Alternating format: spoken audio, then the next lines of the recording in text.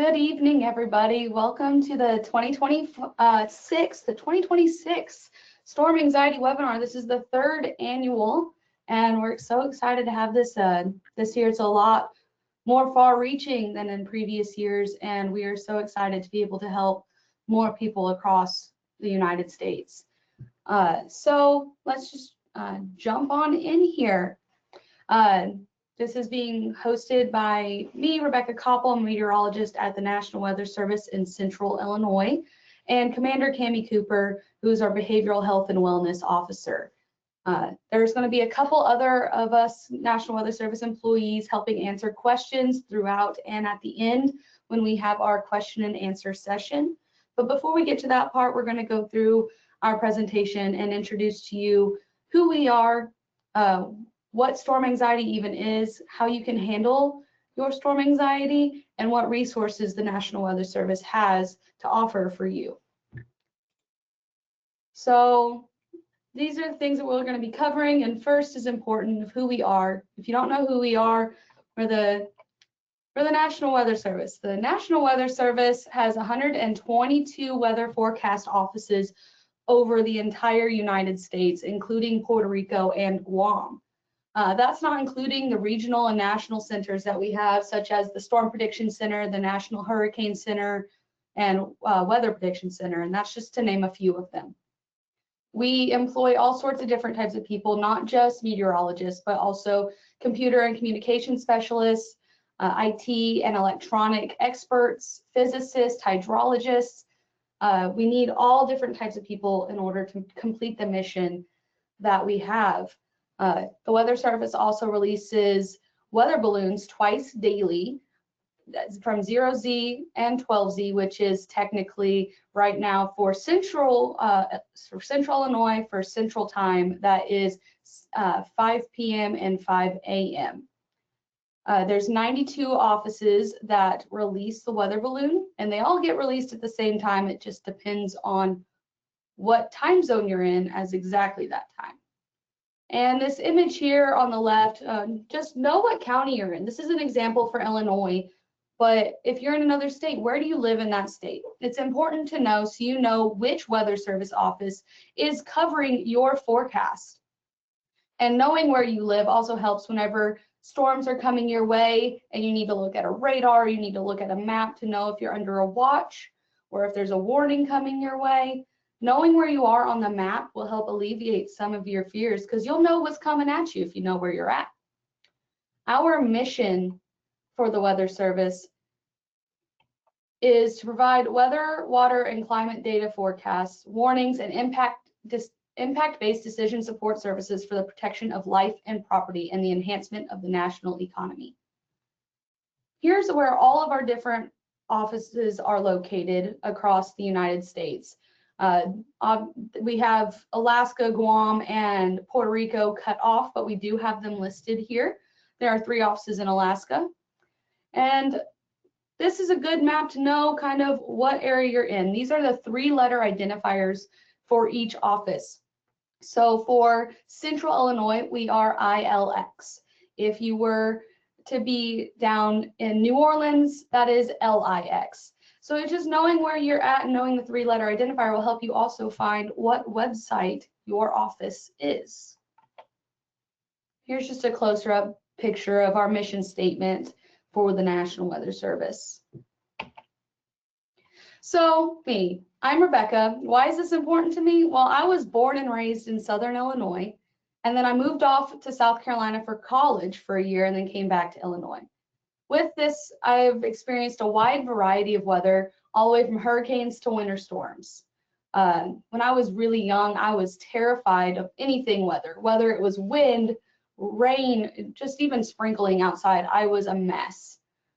So one day I discovered the Weather Channel and learning about weather, and the more I learned about it, the less I was scared because I understood what was happening and I understood that it wasn't something to be too scared of. And some of my coping mechanisms will be discussed later in the coping section, but learning about it was really what helped me the most. My little secret is that I still have a little bit of storm anxiety. If I don't have the ability to be checking the weather forecast or radar updates when there's storms nearby, I am still a mess. I'm not as bad as I used to be, but I still get those butterflies and nervousness as the storms move through. However, I am not your physician. I'm not a medical professional, so I cannot tell you exactly what you need. But it is okay to ask for help. You can go to your primary care doctor or your therapist and ask for help, and they will give it to you. Tammy? All right. Hello, everyone. My name is Cammie Cooper, Commander Cammie Cooper. I am wearing a uniform. I am an active duty officer in the United States Public Health Service. I am a psychiatric mental health nurse practitioner, and I'm not in the ILX. I'm over here in DC. Why this is important to me. In the Public Health Service, we deploy for critical health emergencies, and I have definitely had my share of hurricanes, and I see how folks can get really displaced. And so the awareness of what we can do to be prepared is very important to me. As a mental health nurse practitioner, anxiety, depression, all of these take away from our wellness. And so I'm happy to be here and sharing with you all this evening. And lastly, I'm a lifetime Girl Scout, which means you always have to be prepared, just always. So again, glad to be here with you all.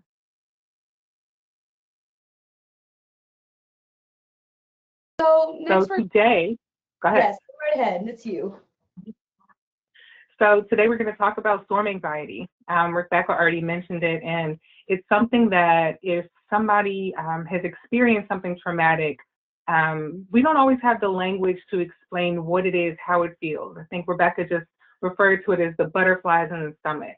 But today we're going to walk through what storm anxiety is. We're going to talk about how it can show up for you, and a few things that can help, whether it's from the preparedness side or actually reaching out to get some help to move forward.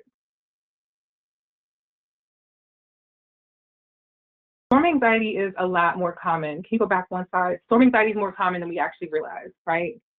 It's a human response to uncertainty. And so because it's a response to uncertainty, we can't define how it looks.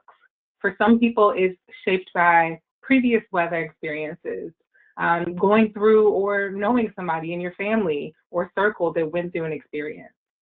But understanding what's happening in the mind and understanding what's going on in the body can help to make that anxiety feel less frightening and make it feel more manageable.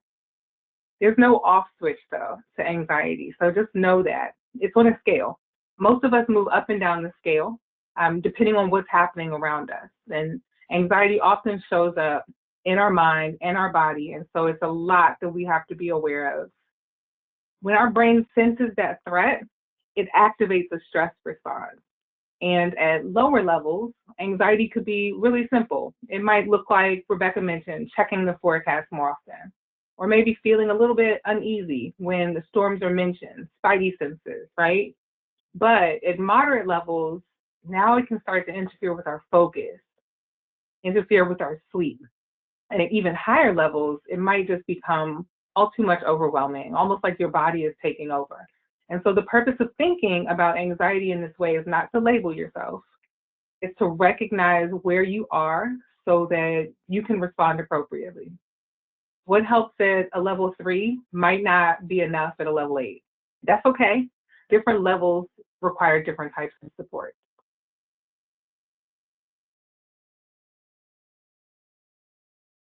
Storm anxiety can develop for different reasons. For some people, like I mentioned before, it could be tied to a past experience. For others, it might be influenced by repeat exposure to the same threat or even the same threatening messages that come across the screen. It might be because of how weather was talked about when you were a child. Parents sometimes can pass along phobias. And sometimes it doesn't have to have a clear reason. It can be tied to absolutely nothing at all.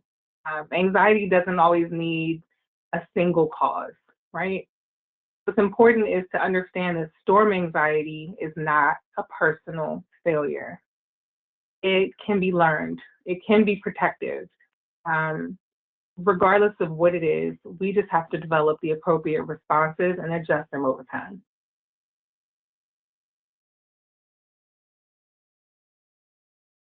And storm anxiety doesn't look the same for everyone. Different types of weather can trigger anxiety for different people in different ways, and fears aren't limited to just the ones that are listed on this slide. There can be many, many, many others, like fear of dust storms or fear of landslides.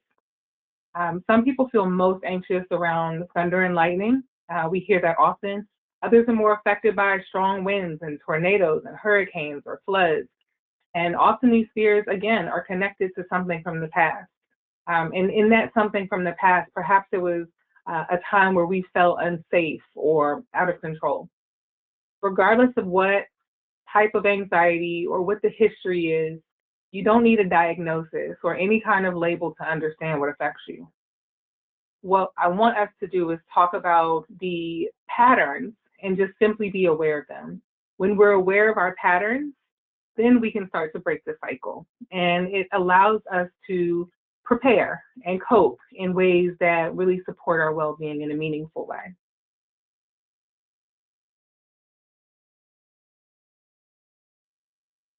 Well, knowing now what storm anxiety is and understanding if it's something that you experience or someone you love or know experiences, now we're going to go into coping mechanisms and treatments. And you can find these coping mechanisms on our storm anxiety website at weather.gov/whatever office. You can find this information. Know what your plan is. Do you know where your safe space is? Do you have a weather radio to get information whenever your cell service is down or your phone dies? Have you packed an emergency kit? To know what to pack into these emergency kits, you can check out ready.gov/kit, and they will give you checklists and advice as to what you should have inside those emergency kits and supplies.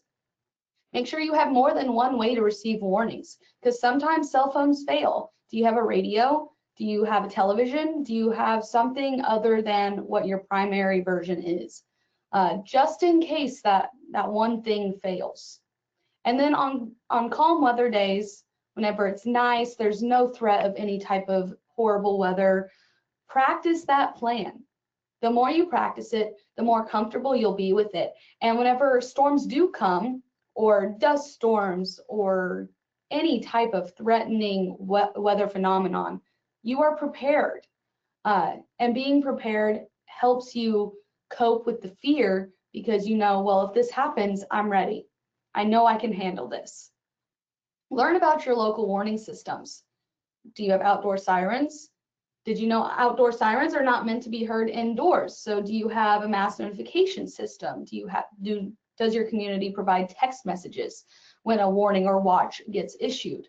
Do you have your WEA, W-E-A alerts set on your phone to alarm whenever a warning goes out? That's something to check into, something to learn about. Learn about weather, learn about its terms. What is a watch versus a warning? What is an advisory? Knowing the difference between these things will help you act appropriately when the time comes for some type of weather to move through. And you can learn more about these things by attending your local office's storm spotter classes, attending free online courses, which I'll give you more information about at the end, or even a weather preparedness class that some offices provide. Another way to help you understand weather and cope with any of your fears is coming to one of your local National Weather Service offices for a tour. If you reach out to your local office, they will talk with you and figure out a best time for you to come visit. And knowing where your forecast comes from can be comforting, to understand that it's a human watching out for you, not some computer. There's people there that have real stake in this because the people at your local office live in the communities that you live in. So they care about the area that they're forecasting for and issuing warnings for because it impacts them directly as well. And knowing your local geography. I hinted at this at the beginning with the know what county you live in. Knowing what county you live in and where in the state that county is very important for you to understand where you're at compared to the weather systems moving through. And these tidbits here are just from some of us meteorologists. When bad weather threatens your location, what kind of things help you? For me, putting on durable shoes, whether that's boots or tennis shoes, whenever storms move through, just in case you have to go take shelter. And something bad does happen and you have to come out of that shelter and there's debris, you're not walking out there in Crocs or flip-flops. You're walking out there with shoes that can protect your feet from anything you may have to walk on. Now, you may not even need them, and that's the good part, but just having them, it's better to have and not need than need and not have. Have your devices charged in case there's a power outage. Anytime that bad weather moves through, whether that's winter storms or thunderstorms, plug in your devices for a little while so they have a bit of a charge, and that way if the power goes out, you're still able to get updated weather information. If you need to, go hang out in that safe spot, whether it's a basement, a closet, the bathroom, the hallway, wherever your safe spot is, just go sit there. Go play on your phone or tablet or color in a coloring book for a little bit. But just being in that safe spot will help you relax because you know if anything does happen, you're already where you need to be. Turn on your local news channel. They will be zoomed in directly onto the storms that will be moving through your area. They will be giving you updated information as they get it. If it's affordable, invest in a generator. That way, if the power goes out for a long period of time, you're not worried about if your food's going to go bad or if a loved one needs a specific medical device. If you have the generator, then you'll feel more comfortable because you know that you're going to be prepared for whatever may hit. And knowledge is power. Learning, just learn as much as you can about whatever your fear is. For me, it was rain and thunderstorms. So the more I learned about it, the less I was afraid. And in fact, because of that fear, I am where I am today. And I really wanted to help other people that were like me. And that's how we are where we are now. So the more you learn, the more it's going to help. But sometimes it takes more than just knowing how to cope. Sometimes you have to ask for help. And it is okay to ask for help. Don't be afraid to reach out to friends or family or a professional. Sometimes it takes time to overcome these fears, and little steps that you take to overcome end up adding up to big changes. So it's okay to be a burden if you need to be to ask for help. It's okay.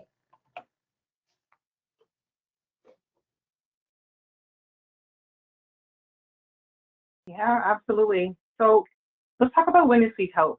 Preparedness and coping strategies are oftentimes really effective, but there are times where you have to kind of push the button and go ahead and seek some additional levels of support. If storm anxiety is interfering with your daily life, it's time. If it's interfering with relationships or your sleep, or it continues despite the self-help efforts, then it can be a nice signal for you to reach out for additional support. Some people start to notice patterns of thinking that increase their anxiety, like assuming the worst possible outcome or thinking in all or nothing terms. And these patterns can really make weather feel even more overwhelming. So just to go back, if you're not able to identify the symptoms, if you're not able to identify the behaviors and back away from that, then it might be time to seek help. Mental health providers can really help people to better understand the anxiety.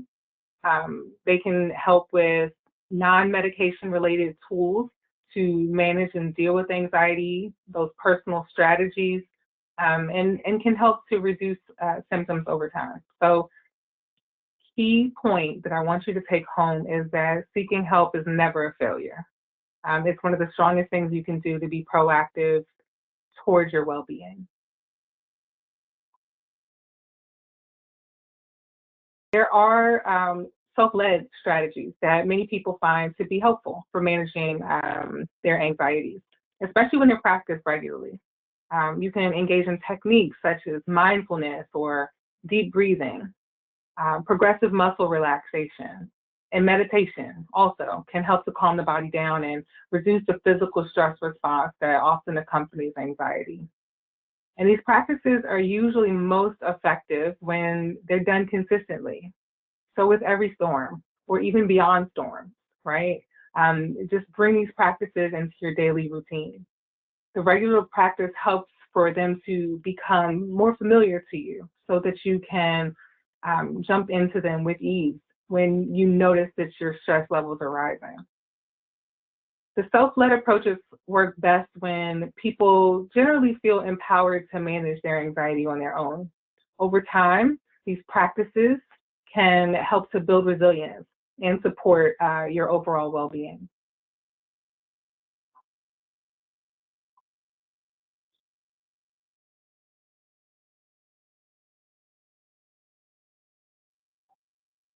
For some people, working with a mental health professional, again, it can be monumental.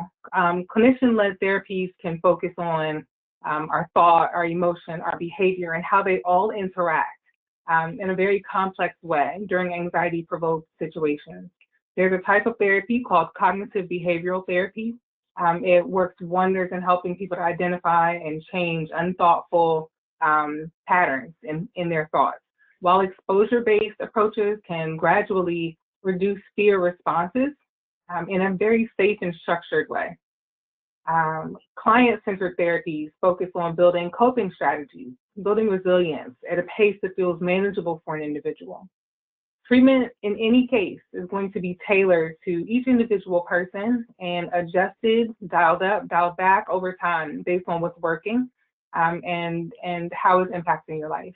But all in all, these approaches are designed to help build our confidence, to make us feel more capable, to make us feel supported and know that we're not isolated in our feelings. For some individuals, medication might be a part of managing that anxiety, particularly when the symptoms are persistent or significantly disruptive. There are medications such as SSRIs or selective serotonin reuptake inhibitors, and they're commonly used to help to regulate mood and anxiety. In some situations, there's some short-term medications that might be used to manage acute anxiety, but this is always done under the guidance of a professional. Medications, the decision to start a medication or put a patient on a medication, because I am a clinician, it's always highly individualized. And so it's very important that if you think that your self-led is not helping with your anxiety or your therapy is not helping with your anxiety, it's really important to engage with a licensed professional who can assess risks and benefits and ongoing needs. While I am a clinician, I will drop this in. The National Weather Service doesn't provide medical treatment. And so this information is really for your awareness, so that you understand that there are options out there and you are never alone.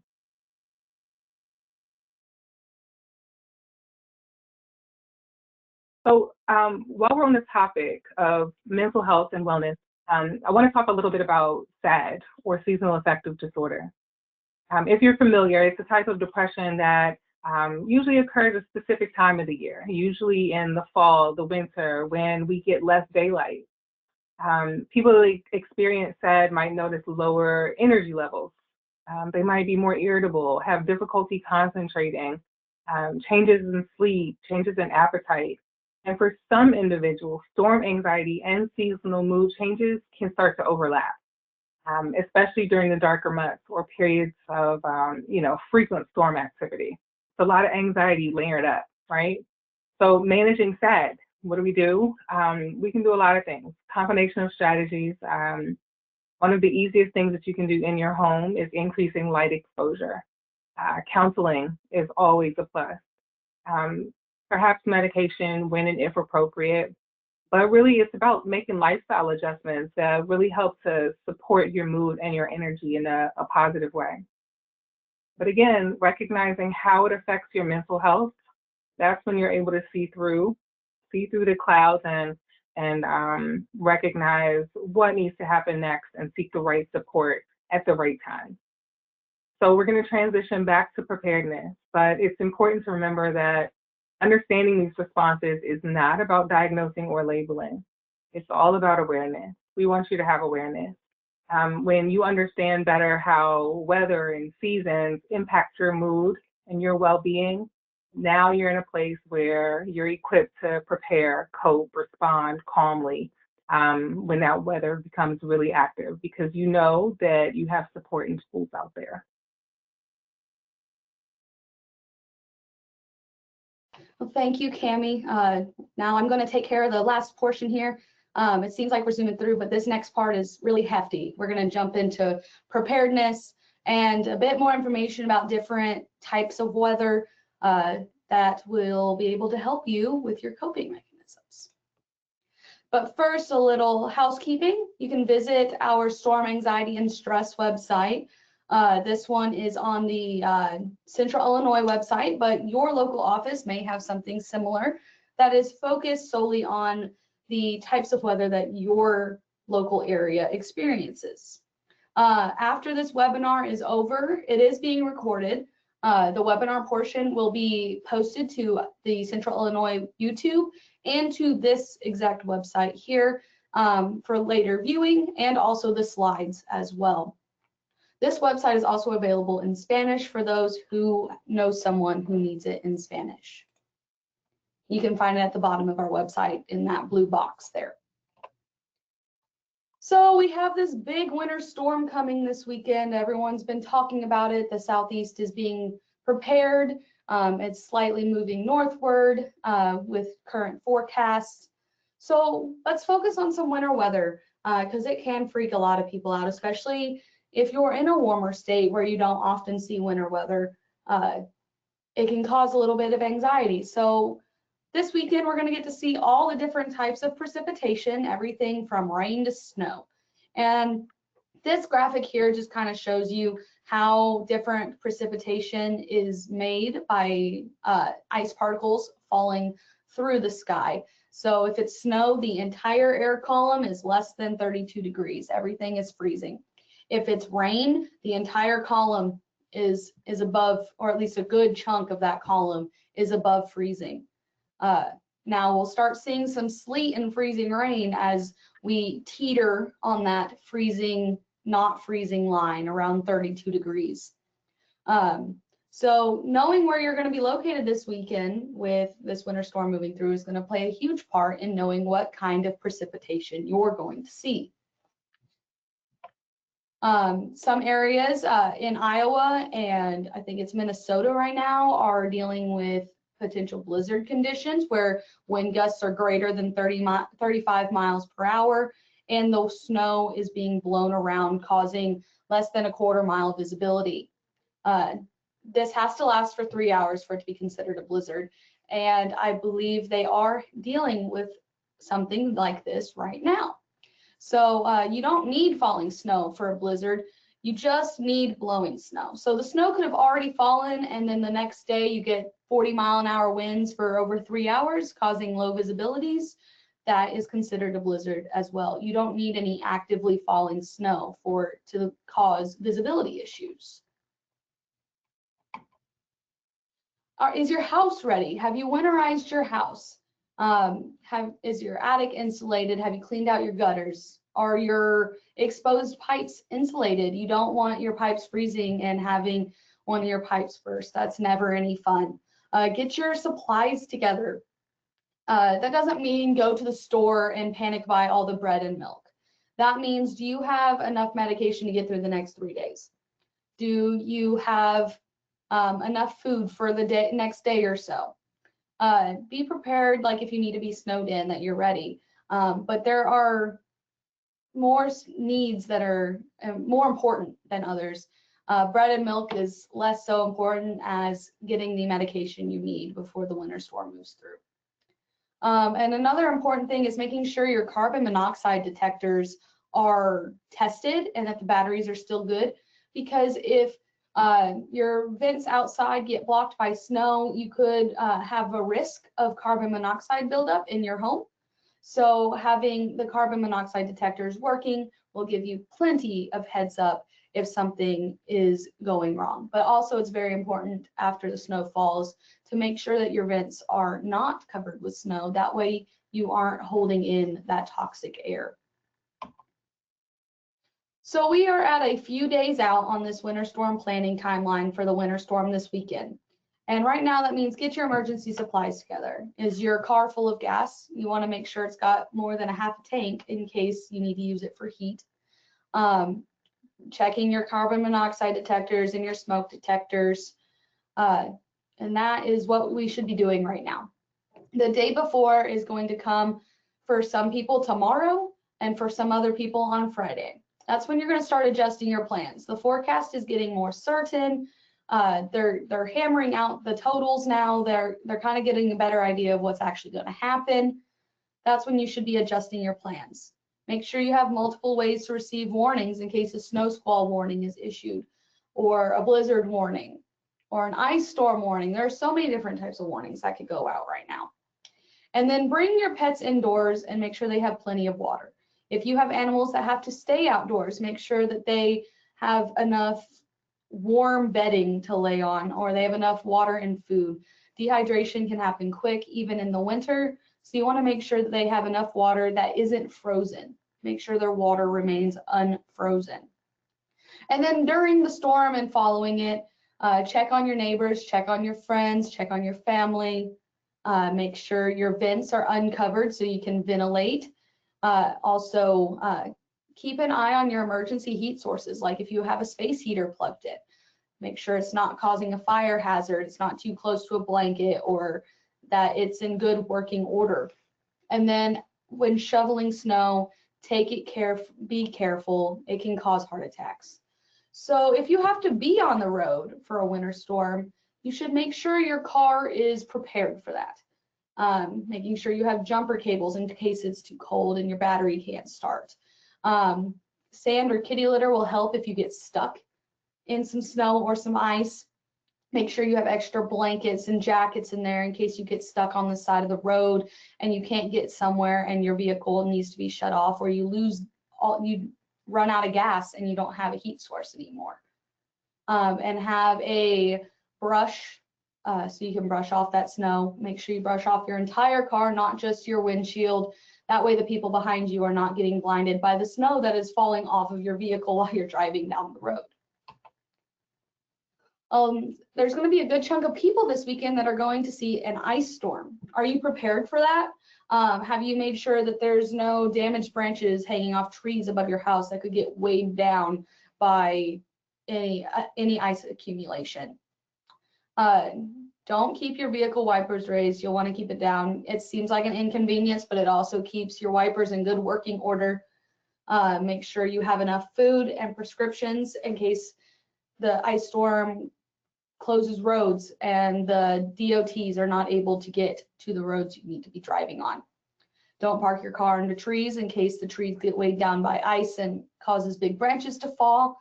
And make sure your devices are charged in case of a power outage. And if there is a power outage, be careful with your heat sources, like with your candles, if you need that for light, or if you have a fireplace, a wood stove. Make sure that everything is in good working order and that you are keeping your doors closed to keep that cold air out of your home. If you have a generator, practice the good safety measures, read the instruction manual to make sure you're using it correctly, and check on your neighbors, especially those with any mobility issues, the elderly, or anyone that may be sick. And when shoveling heavy snow, it can cause back issues, injuries, and heart attacks.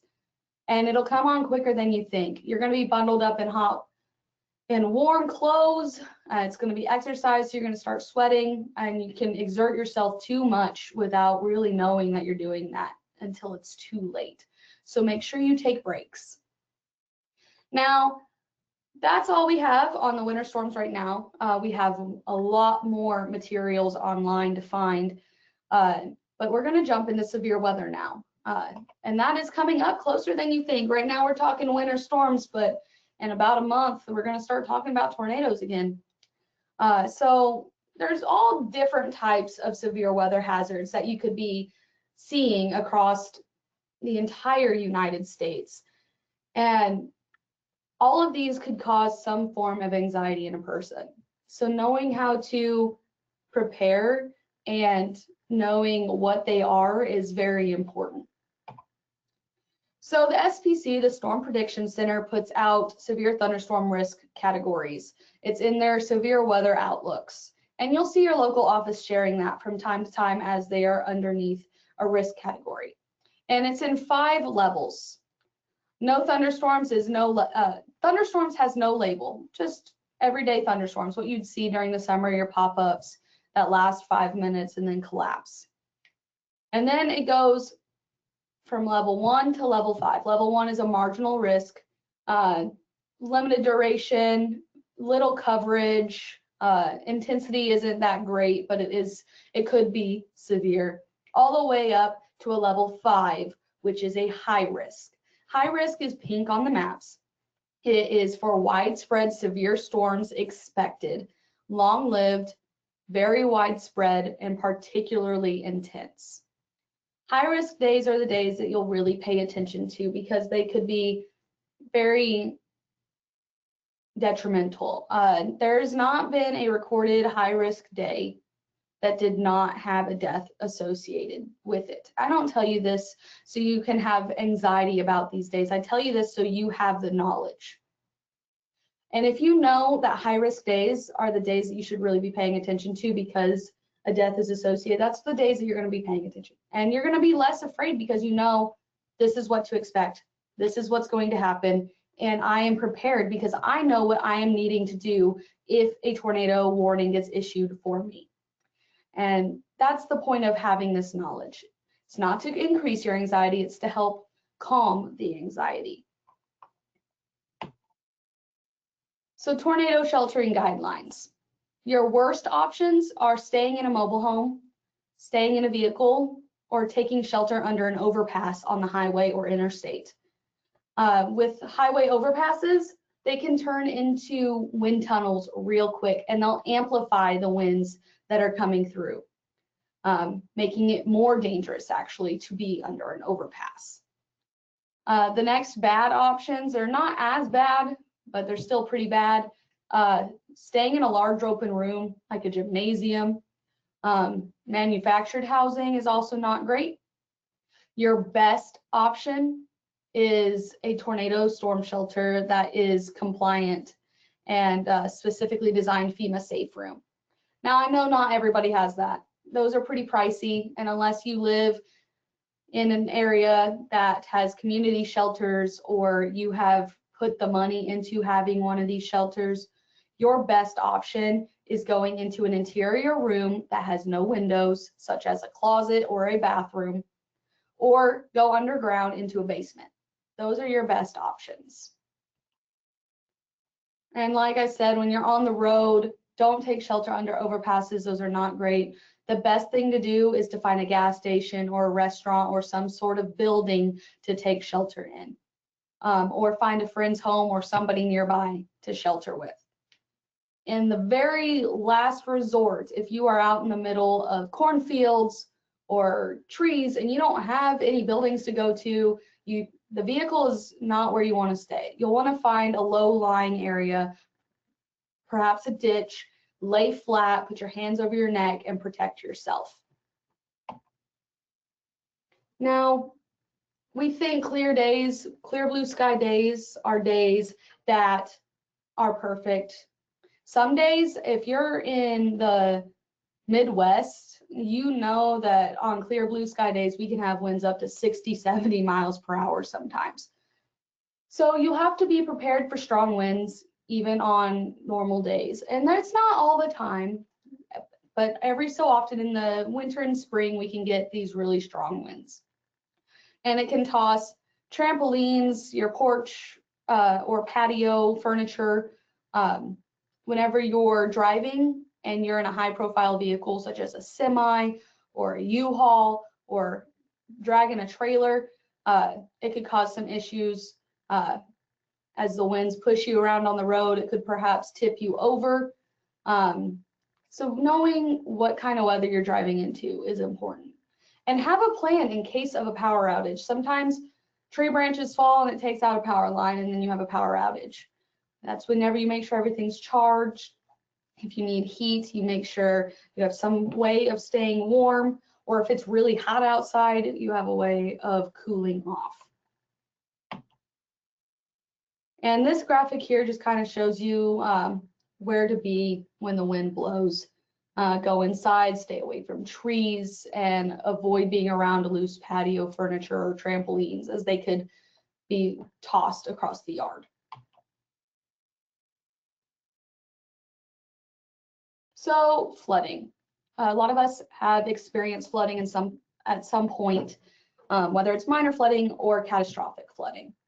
Knowing where you are is important. Are you in a floodplain? Are you expected to see flooding often? Or is it only in the most catastrophic ways that you're going to see flooding? Determine what roads are likely to flood so you can avoid it. Where I'm from, we all know that one specific road floods even if it's sprinkles outside. So knowing what roads to avoid when it rains so you don't have any issues driving through flood waters, and identify ways to get to higher ground fast. If you live near a river, and rivers can rise rapidly, know how to get away from that river to get into a safe area so that you can get out of the way of flood waters as they rise. Flooding isn't a specific time of year situation. It can happen year round. Are you ready for them? Do you know where you are? Do you know what to avoid? And whenever floods happen, turn around, don't drown. You do not want to drive through the flood waters. You don't know if the road is even there. So make sure you make the safe choice and just turn around and drive the opposite way and find a different way to wherever you're heading. This is just for flash floods. It's basically the same thing I've said. Flash flood happens a lot faster and more rapidly than just regular flooding. So you'll want to stay informed of where the water is. Don't let a bad decision be your last. And there's no reason to fear the flooding if you know how you're supposed to act and how if you know you're prepared. You know, if flooding happens, I know that this is where I'm supposed to be. I need to get to point B as fast as I can. Then it's less anxiety on you because you've practiced it. You know it. You're prepared. Central Illinois doesn't see wildfires very often, but I know I have some western states on here, and wildfires can leave burn scars, and those burn scars are a flood risk. The top layer becomes ash and burnt topsoil, so whenever heavy, intense rain comes over, it can cause flooding quickly, some flash flooding, and that flash flooding can create mudslides and debris flows. These debris flows are dangerous because they are fast and unpredictable. They can travel faster than you can run, and they can catch up to your car. So you need to stay alert of where the intense rainfall is, and if you are in the path of any burn scars, because burn scars can help cause these debris flows. There's other names for it as well, landslides, mudslides, and mud flows. Scientists say that a lot of the public interchange these words, but debris flows are the worst of the three options. Dust storms. This is still relatively new to Illinois, but I know the Southwest sees these, Texas sees these. So what is a dust storm? A dust storm is an advancing wall of dust and debris which is miles long and several thousand feet high. It happens where there's dry, loose, exposed soil with strong winds. These strong winds can pick up the dust and throw them for miles. I know Agricultural conditions play a part. Deserts play a part where it's all dry and dusty. They only last about a few minutes, and it's very important to make the correct decisions as a motorist in order to survive a dust storm on the road. Don't drive through them. If you see dust ahead and it's thick and no visibility, pull over, wait for it to pass. If you are already driving into it, pull over off the road as far as possible, turn off all your lights, and set the emergency brake. Do not have your foot on the brake. That way, no lights are on your vehicle. A lot of people ask, well, why don't I want a light on? What if someone drives into me? Well, hopefully you're far enough off the road that if somebody stays on the road, they're not going to hit you. And with the lights on, people are going to think that that is where the road is, and then they're going to follow your lights, and that could cause an accident because people thought you were the road and they followed your lights. So not having any lights on will help protect you and other motorists.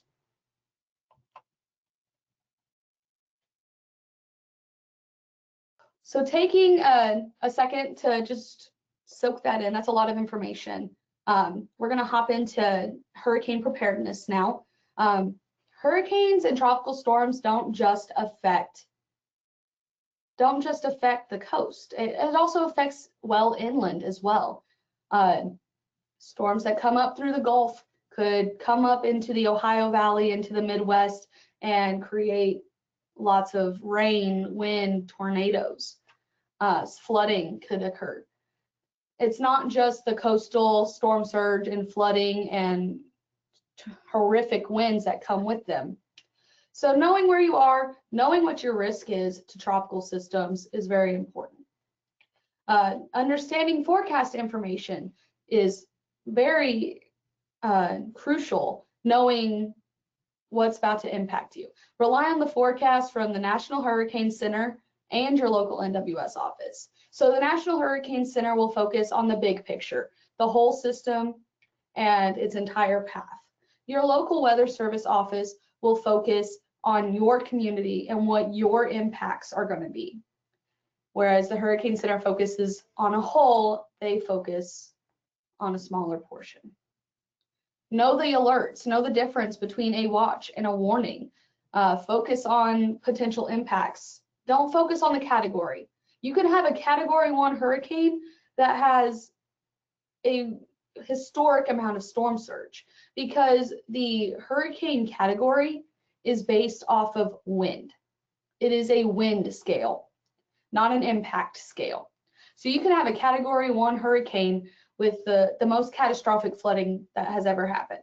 So focus on your potential impacts rather than the size or category. Yes, if you see it's a Category 5, the winds are going to be awful, and you know that those impacts are huge. But then you get to Category 1 and you're like, oh, it's nothing. But then you're not paying attention to the water risk or the tornado risk that is coming with it.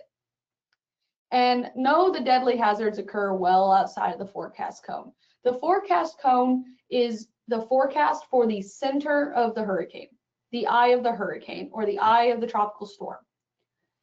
It does not include the entire wind field or the entire storm, just that one center point, where that center point might go. Here's a good little graphic for 5 things to know. This first one on the left here is hurricane hazard risks. It tells you 5 types of hurricane hazards to know, such as storm surge, wind, inland flooding, tornadoes, and rip currents.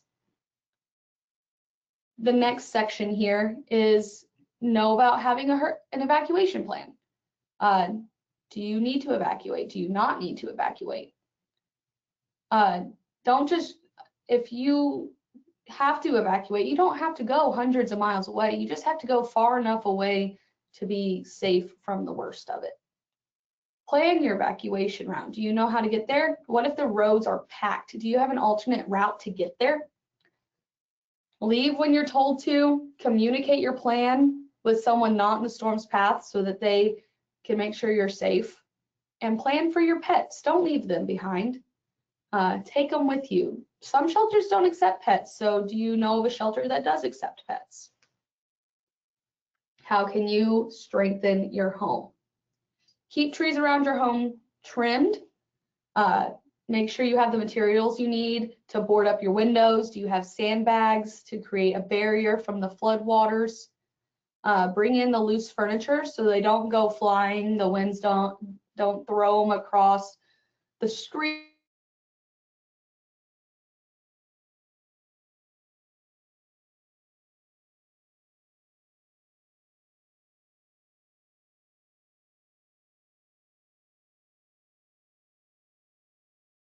Secure location away from the storm. And if you're evacuating, you're with your vehicle. So take your vehicle to wherever you're going. That way it is protected from any harm. And we already talked about where to get info for what's going on with the hurricane, but here's another little graphic that summarizes it really well. And what are the impacts of storm surge? Roads can be washed away, buildings can be flooded several stories up. Marinas, docks, boardwalks, and piers could have major damage, and some homes could wash away. Are you spending time outdoors? Plan. This isn't just for hurricanes, this is for everything. If you're going and you're spending time outdoors, is it going to be really hot outside? Is it going to be really cold outside? You always look at these things to know how you're going to dress. And it's good to look at these things to know how to prepare as well.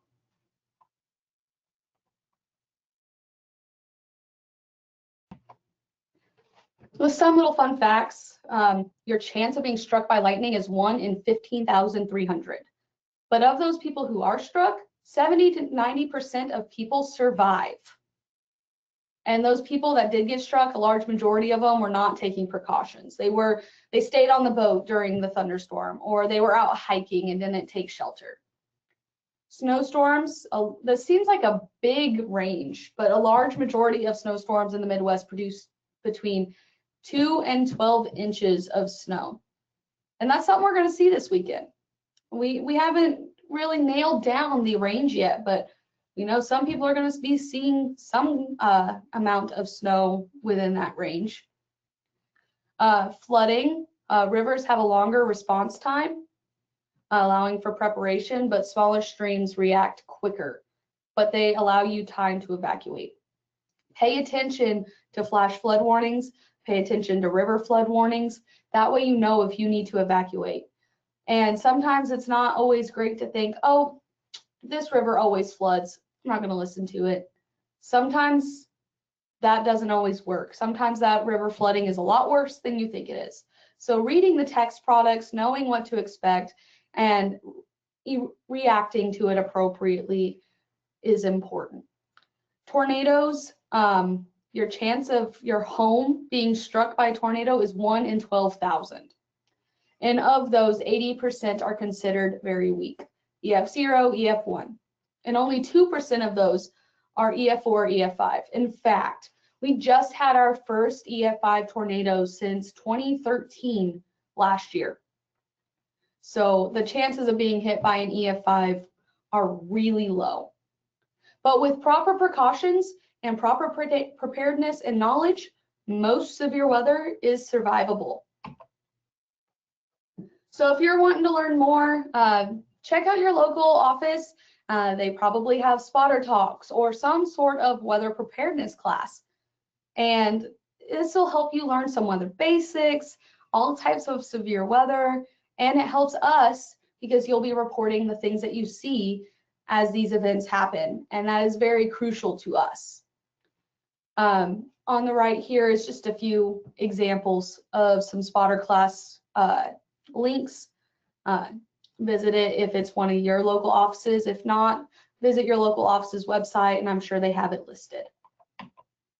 Some other options are, there's online courses with Comet Met Ed.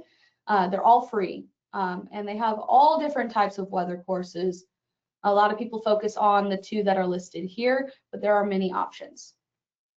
And if you need these materials in a more accessible format for education purposes, here are some links for our specialized websites.